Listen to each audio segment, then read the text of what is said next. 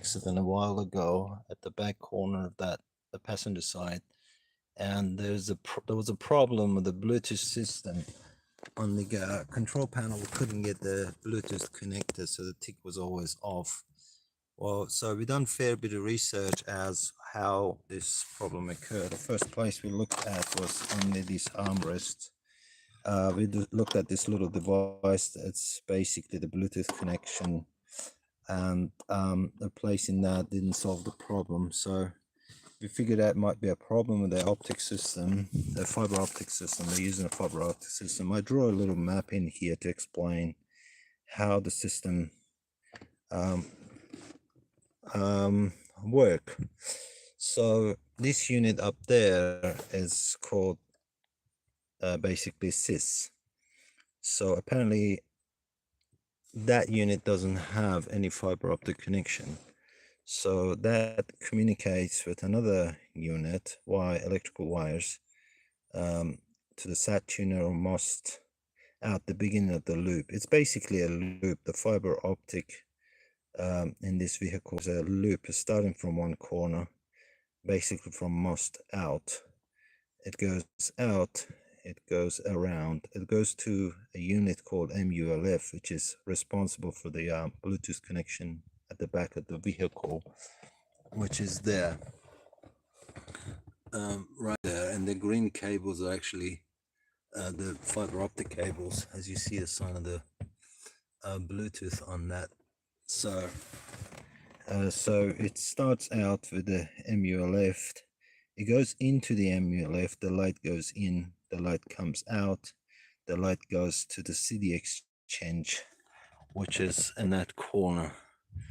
So the loop completes around this loom. So the cables are coming out from the MULF. It goes into this loom, comes around this little hop here, goes into the CD exchange, comes back from the CD exchange, and it goes back into the beginning of the loop, which is probably some other devices along the way. And there's a keel connection, so there's those two fiber optic cables are coming here into this plug, and the light from the back comes in and it goes back into the end of the loop, which is basically the most beginning of the loop, or the sat tuner. And once the loop is completed, it works. And if the loop is broken from any device, so if any device along the way is faulty, MULF, CD exchange, or a keel connection is not connected properly, the loop of the light is not completed, so there is a problem, so you can't see the connection on your screen. So there are a few videos explaining the problem from the locations. What I'm trying to do in this video, just to show you the physical locations of all these connectors.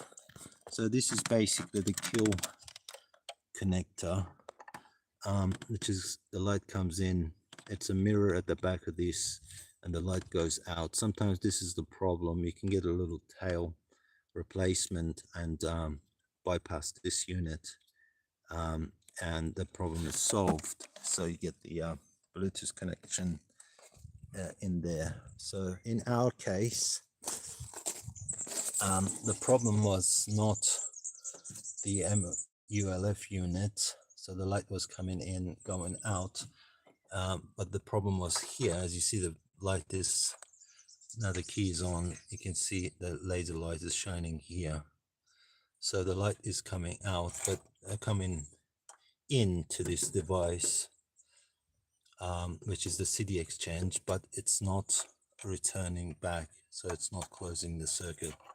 So we've got this little tail looking thing is a bypass, so it's basically the light coming here goes to the loop. So we sort of bypass that by saying by creating a path for the light to travel back into where it's coming from, to the beginning of the loop.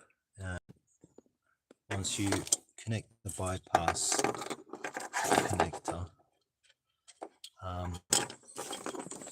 to do the right way,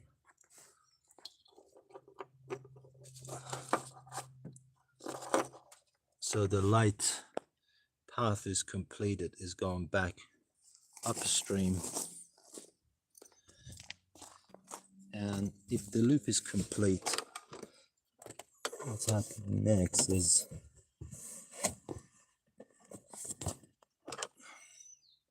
the flashing light of the tail should solidify.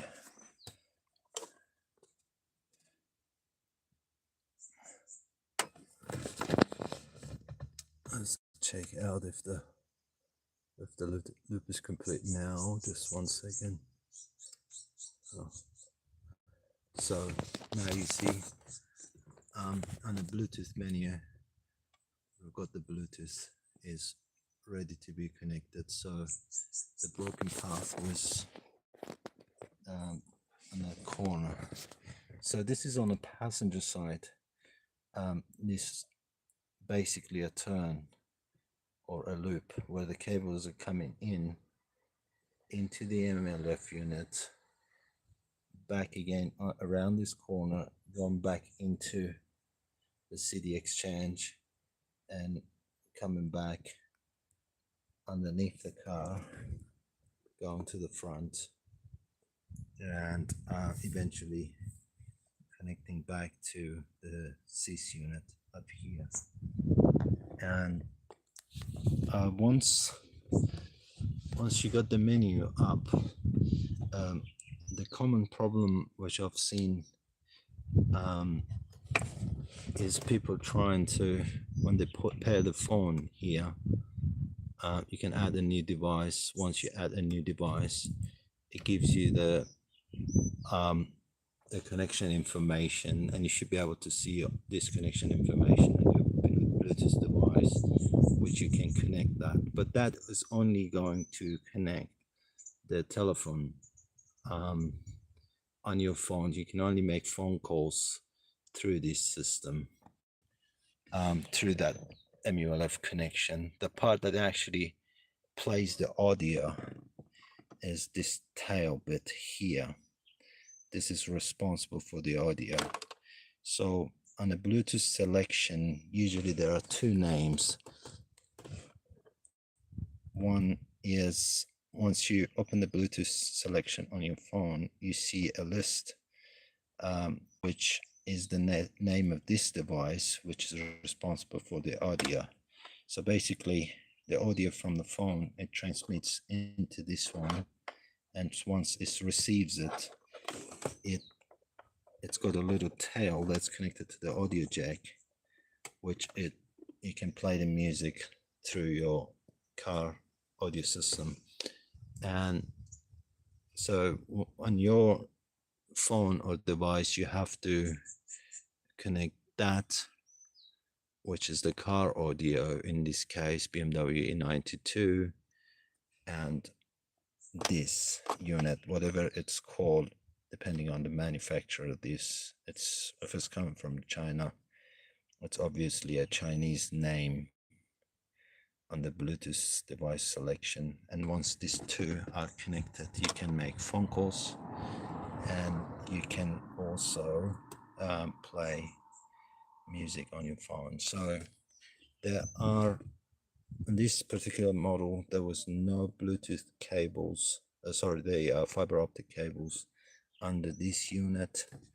We ripped the entire thing apart. In some models there are some fiber optic connections here.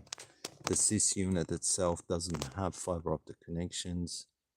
It's got the electrical connection, goes to the SAT, which is the beginning of the loop, somewhere in there. And the loop, I believe it's going underneath this in a loom. It ends up here, goes around, goes to different devices, and it returns back to the system. So I hope this is going to help. Some people are trying to troubleshoot this problem with their vehicles.